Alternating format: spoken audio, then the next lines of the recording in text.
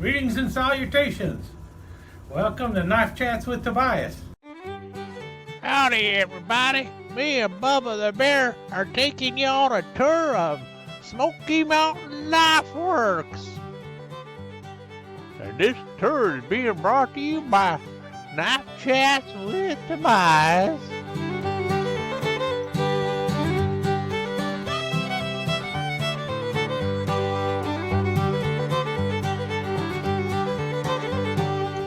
Okay, so let's say this is your first trip to Smoky Mountain Knife Works, and you've been told just go down Winfield Dunn Parkway until you see the big blue roof and make a right.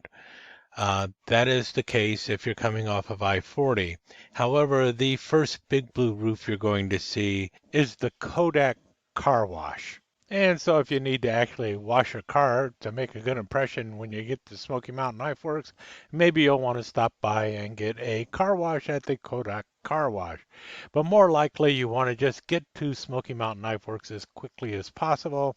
So continue down Winfield Dunn Parkway, and as you pass by the French Broad River, the next blue roof you see will be Smoky Mountain Knife Works. After you pass the French Broad River, the first light you run into will be Knife Works Lane, and this is where your GPS is most likely going to tell you to turn into for Smoky Mountain Knife Works. However, if you're coming from I-40 down Winfield Dunn Parkway, you can also turn in at Two Rivers Boulevard, which is the street just before the stoplight. And if you do that, you're going to avoid the stoplight, and you'll also get into the parking lot easier because sometimes there's a lot of traffic on Winfield Dunn Parkway, and you might be sitting at the light for a little bit. So my suggestion is if you're coming from I-40, turn in at Two Rivers Boulevard. Now, obviously, if you're coming from the direction of Pigeon Forge and Gatlinburg and everything else, you're going to need to make a left turn. And about the easiest way to make that left turn is to turn at the light and use Knife Works Lane. When leaving, it's almost always easier just to leave through Knife Works Lane.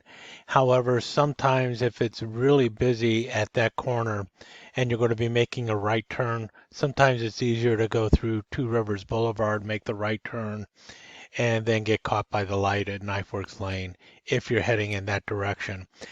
Trying to make a left out of Two Rivers Boulevard is very difficult unless traffic is extremely light.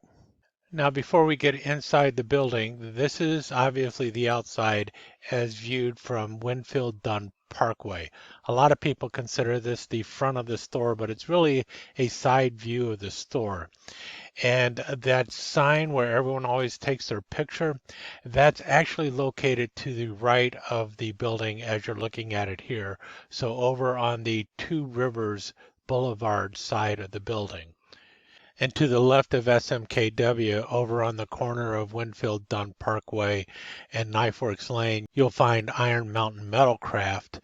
Now, this is a satellite location. The actual main location for Iron Mountain Metalcraft is located in Pigeon Forge. But during special weekends at SMKW, Robbie Bowman will come down here to Iron Mountain Metalcraft and teach people how to forge different things, making a variety of things out of everything from copper nails to horseshoes to obviously railroad spikes and other things. And this is done not only for adults but also for children. The building itself actually has an interesting history here in Sevierville, Tennessee. It's one of the earliest brick buildings built in Sevierville, Tennessee, and was originally located along the French Broad River nearby Smoky Mountain Knife Works' present location. As the area was expanding, this building was destined to be torn down, but actually Kevin Pipes rescued it and had it moved to its current location. Notice that the bricks on the bottom look a little bit different than the top bricks, and that's because they needed to build a new foundation for the building. So while the building is not like a historic landmark or anything like that, it does have quite a bit of history to it. There is even some history to this building that is associated with a person who works at Smoky Mountain Knife Works today. Greg's maternal grandmother was actually born in this building many years ago. What you see here is the entryway to Smoky Mountain Knife Works, located on the Knife Works Lane side of the building. The other entryway is located on the Winfield Dunn Parkway side. There used to be an entrance on the Two Rivers Boulevard side of the building, but that one has been closed for some time now. So there's only two ways in, either Winfield Dunn Parkway or this one, which is Knife Works Lane. And this is probably the easier one to access. It has fewer stairs, and it also has a shorter wheelchair ramp. So if you have any kind of mobility issues, this is the entryway that I would suggest. I also find this the more inviting entrance because, well, there's kind of a long porch on the outside on this side with tables and chairs, and there's a couple places where you can get, well, refreshments and such. On one side of the porch, you'll find gas station coffee. They don't sell any gas station knives there, but they do have various pastries and stuff that they sell along with the coffee, and they are home of the Chocolate Horse. And on the other side, you have Trigger's Grill, which is known for its biscuits and gravy. I unfortunately have not had a chance to eat at either location yet, but maybe next time I go there, I will have the opportunity because I definitely want to try their biscuits and gravy. But as you can see here, they have several other things on the menu. And if you want some ice cream, there's also Mayfield Dairy Farm, where you can get banana splits, shakes, and sundaes, and this is just off from the doors. Speaking of doors, let's go inside. I'm just... So this area up here has been through several changes. Now it's the clothing, boots, outdoor apparel, lots of different things like that. But this section over here used to be a theater where they had a small seating area of 10 or 12 people, movie going on, telling people that it was of the history of the knives and everything else. At one time period, this was a meeting area up here where they actually rented it out as well. And you can come up and have corporate events and all that kind of stuff. We now have fitting rooms over there so everybody can change. As you were talking earlier, Tobias, that used to be where the Guys Pack Knives and a lot of events were filmed. That's also where the horseshoe desk that we had for years was at, and was the information station for the National Knife Museum. And then over there is purchasing and all that type of stuff, the back office of everything. And that used to be warehouse as well for here. So, I mean, we really utilize all the space, try to take it in and reuse it whenever we need to for the next thing. And from the view where you're at, you can also see us on our live YouTube channel every day. You see all three stories here of the apparel on the third floor, the knives on the main floor, the knife cave on the half floor, and of course downstairs with our sister stores of the Relic Room, found at therelicroom.com, and smga.com downstairs for all your pew and Freedom Seed needs.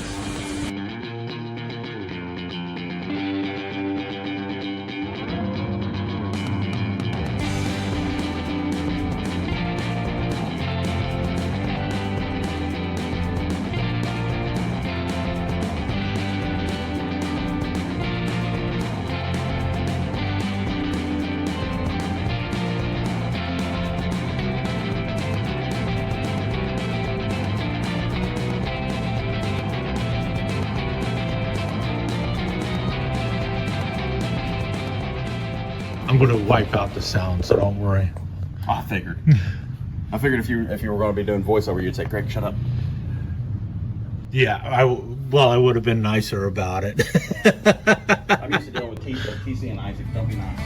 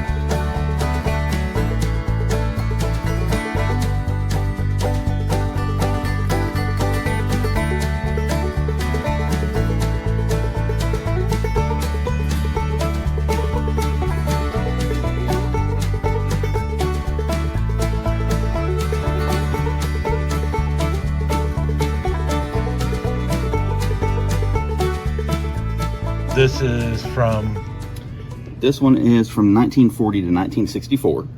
and the blade etch on there is, Well, I'm not 100% on it. There's a couple of different ways they could have done it, of either a hand etching back in the day or a saltwater etching, where they would paint the entire blade and then remove the area that they wanted to etch, put the blade in salt water and electrify the water, leaving behind that saltwater etching. Once it came out, they would remove the paint and you would have a type of etch left on there. cool.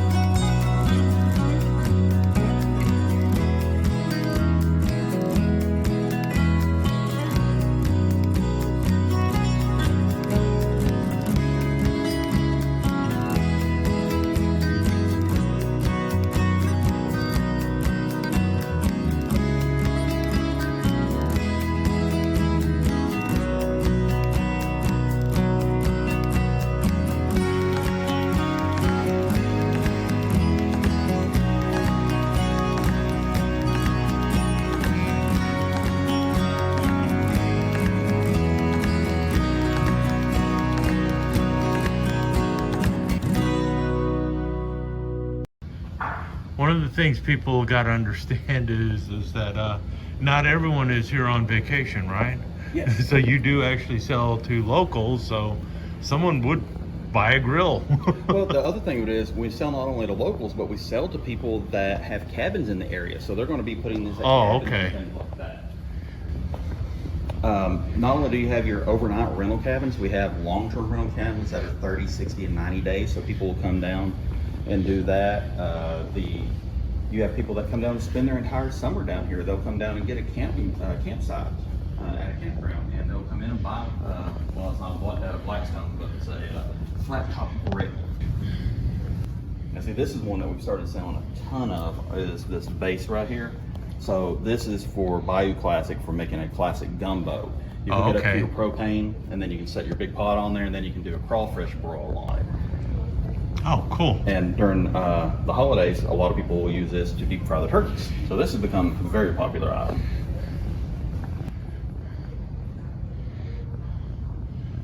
Okay, you got the knife blocks and the knives separate. Well, we sell them. Some people like to build their own set, one knife at a time. So we do have a knife block that they can do that in. Oh, okay. Or over time, if they don't take care of a knife block, it gets wet, it's in the kitchen, things like that. and the knives are still good, you got to replace the knife blocks. So we also have replacement knife blocks. I think this is going to end up being a multi-part series because I am not going to run this thing for 2 hours. By the time it's going to be Well, I mean, TC and Isaac, the first time they did this, they took off at a pretty good clip, and you can see TC flubs a few things, calls SOG something that it's not, and we've given him heck about it ever since, and they were winded at the end of it. I believe it. The second, and that still was 35 minutes. The second time, they'd now been here a couple of years and knew what to do. Still got through, and it's still something like 22 minutes. I don't think people realize how long it takes. That's the other thing that people talk about. It's like, well, what is this 4116 and everything? It's like, well, it started off in kitchen knives. And it's like, same with VG10. It started off in kitchen knives. Oh, I love VG10. VG10 is one of my personal favorites. It's easy to put an edge to. It doesn't lose an edge easily. I can cast a spark on a ferro rod off of it. The reason I just have the Dragonfly, no, you need to get it with a whatever K390 or something else. And it's like, well, I'm happy with what I got. Can I be happy with what I got? I now own close to 40 knives, 45 knives, something like that, and that's mostly ones that have been gifted to me and things like that. I'll buy one every now and then, but I'm also a very big proponent of use what you have, carry what you have, learn what its capabilities are, and learn what your capabilities with your tools are. That's kind of why I, in that 440 crowd and that 1095 crowd, is because that's kind of what Camillus was using forever. So why not just use it, you know? And it's like, it works for me, so. Well, I'm carrying a new one to me. A friend of mine gave it to me, and it's a steel I'm not used to, 8670, and I had to go do some research on it and learn about it. And it's a chunkier little fixed blade than what I'm used to carrying, especially after getting so used to carrying that outdoor element for the past year and a half.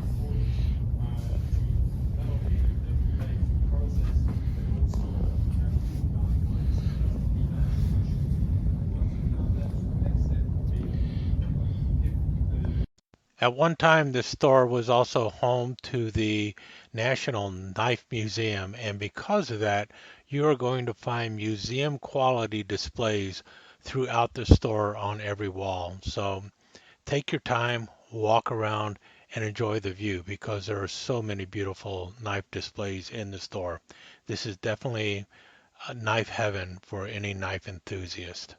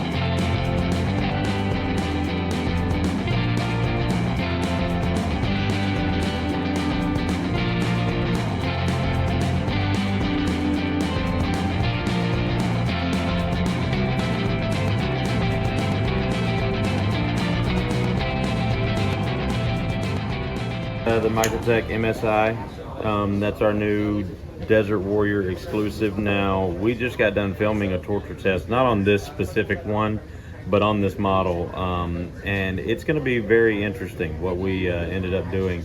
So we basically took our Willet cut torture test that we normally do on our fixed blades and did it on a folder, and this thing held up really, really nicely. I was really shocked on that one. So What else you got? I've got my Bradford. This is the G Necker. And you always have this. I love this one right here. Super thick stock of LMAX. Now, I think they're going to be going forward with this model in Nitro V. They've had a hard time getting that thick of a piece of LMAX, so I think they're switching over to Nitro V with those.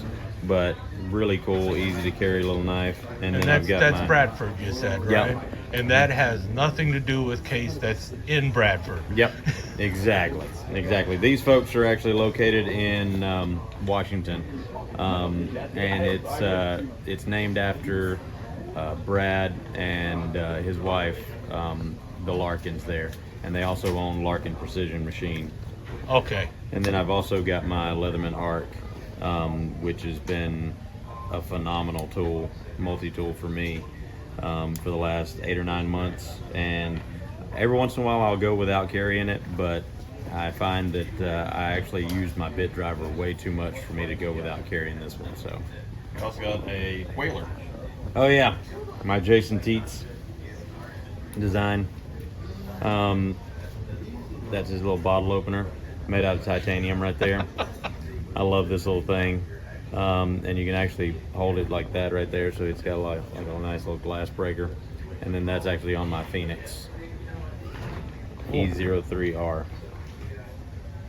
And you got something else in your pocket. Yeah, I got my little Benchmade. That's my exclusive. Today's a Desert Warrior kind of day for me, so I wanted to have them both on me to compare and contrast that one with the Microtech there. So that's Very what I'm cool. carrying. Should we? We'll just see what he's got. Let's see what Greg's got. Here, hold up, please.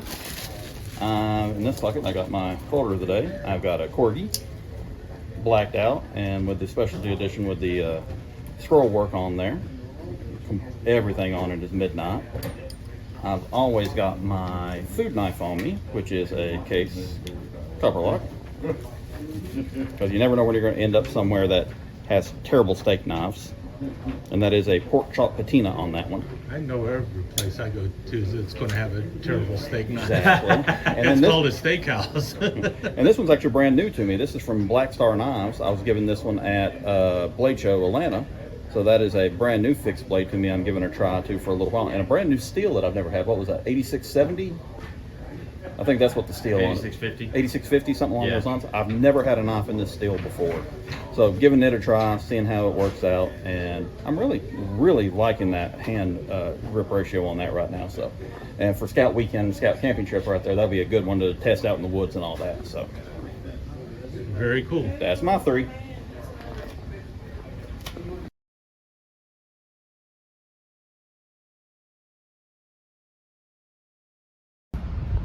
Go for it. All right, so back in the day when we had the United brand, we did a lot of movie knives and helped with those in ways. And the Terminator 2 one you see here, this is one that they helped design, and the box artwork and all that. And the rig you see is actually a screen-worn one. When Arnie comes into the bar, he's still naked, he's trying to get clothing. The guy tries to own up to him and step up, and he picks him up, slams him to the pool table, and stabs him through the shoulder. That's the rig that was worn in movie.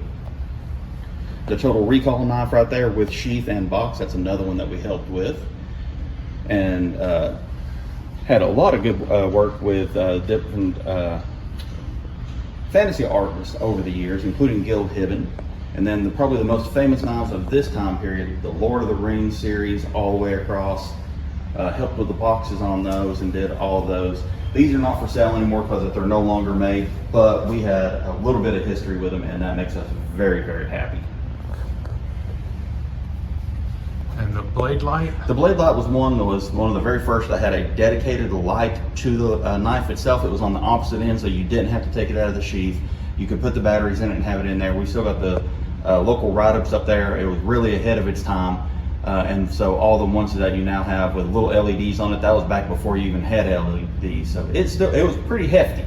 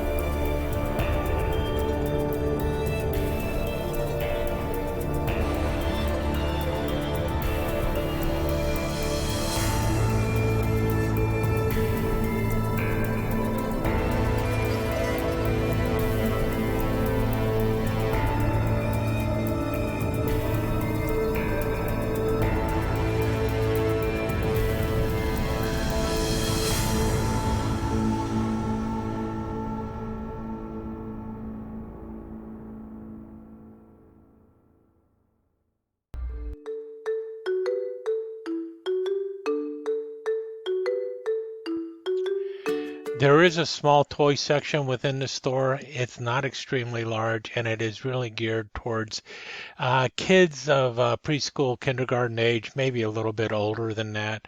A lot of Melissa and Doug toys, as well as a large selection of stuffed animals, and then a few other toys that are in that location.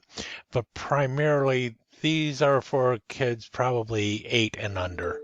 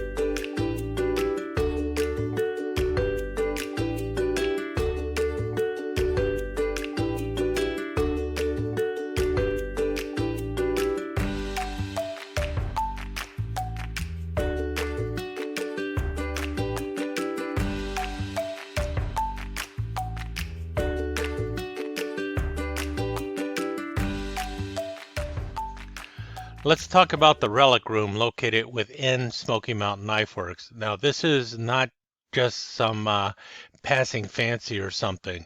Kevin Pipes actually began the Relic Room before there was a Smoky Mountain Knife Works. He actually started selling knives in the Relic Room. The knives became quite popular, and that led to Smoky Mountain Knife Works, but he never left the passion of the Relic Room behind. So there has always been a Relic Room along with Smoky Mountain Knife Works ever since the beginning. And the Kevin Pipe's passion for the relics has been passed on to his children. So the Relic Room has actually been growing significantly over time. And originally it was things located within the Smoky Mountain region, but now there are relics from around the world inside the Relic Room within Smoky Mountain Knife Works. It is probably one of the better antique stores you're going to find in the Gatlinburg, Pigeon Forge region, and it has everything imaginable in there. I mean, it has prehistoric fossils from around the world. Obviously, it still has the arrowheads that you will find within the Pigeon Forge, Gatlinburg area, as well as a lot of Civil War relics and things of that nature. There is an extensive collection of crystals and semi-precious stones for the folks who are really interested in that stuff. Plus, there's military equipment and uniforms from a variety of countries, as well as antique knives and weapons from around the world, all located within the Relic Room. There's even like comic books and other collectibles all within the Relic Room. So if you're into that, or if a family member is into that, one more reason to come to Smoky Mountain Knife Works, especially if you're really coming for the knives, but someone in your family is not as interested in the knives. Move them over to the Relic Room, especially if they're one of those people who like to go antiquing. And while they're antiquing, you can go enjoy the knives.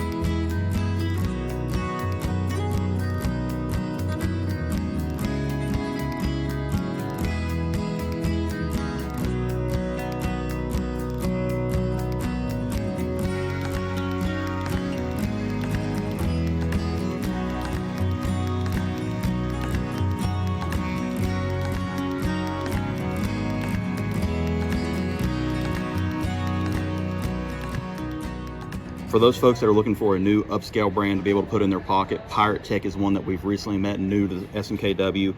They're doing something brand new for it. You buy the knife, and then the scales are actually magnetic, and you can just buy different scales to be able to change it in and out. So you've got one knife, and then buy any scales you want to fit your day, your finish, your EDC, everything like that. And very nice couple. Wonderful knife, and with a wide range of options for it as well. These things, I think, are going to be very, very popular for the people that like that style of knife and being able to change everything out.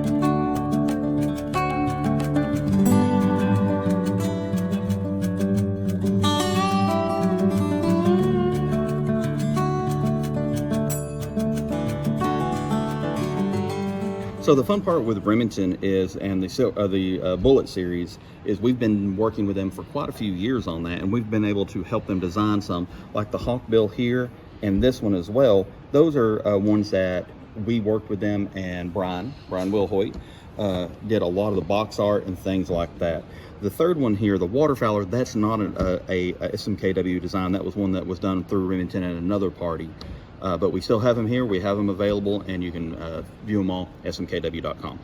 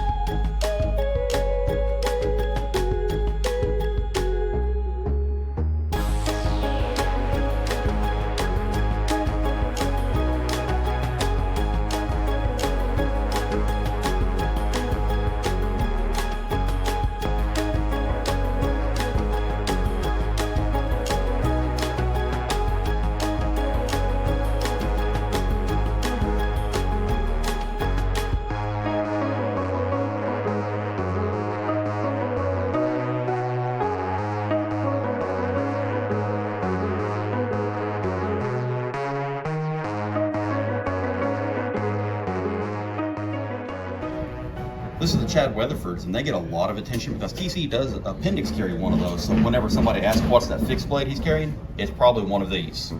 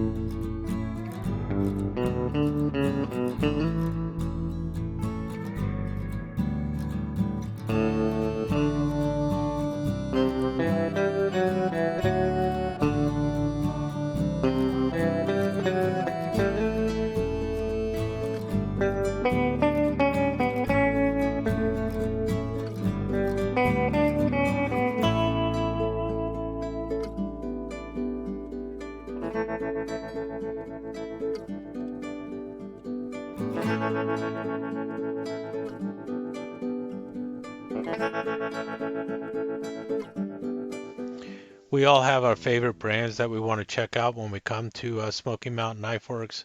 For me, that means WRK and Son and Rough Rider, plus several other brands like Victorinox, Frost even. But I also have to check the ones that I always wonder about, like Baron Son and Tops and Essie. And the one thing I notice is every time I come here, there's a new brand that I discover. They truly are the world's largest knife store. Now, that doesn't mean they have every brand under the sun, but they have a lot of them, and they're going to have brands that you've never heard of. So it's really a cool place to check out.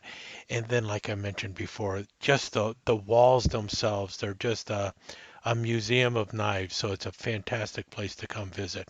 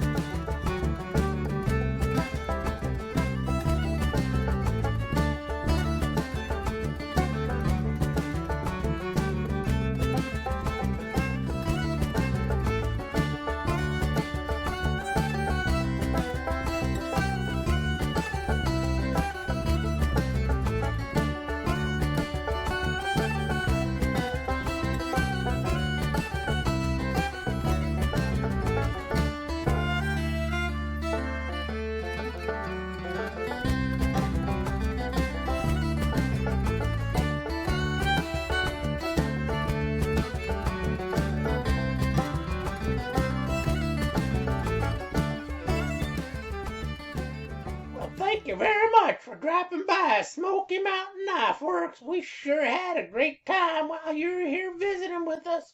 It's always a good time when you're down here visiting with us. Let's play something, Bubba.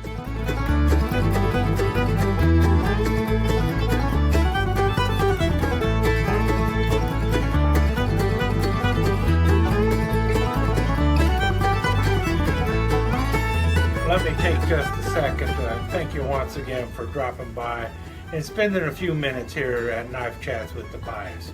I really do appreciate it, and I do appreciate any comments that you leave. So please remember to give me that thumbs up, and also don't forget to subscribe and ring that notification bell so you'll know when the next episode is up and running. Thanks again for dropping by. Really do appreciate your time here.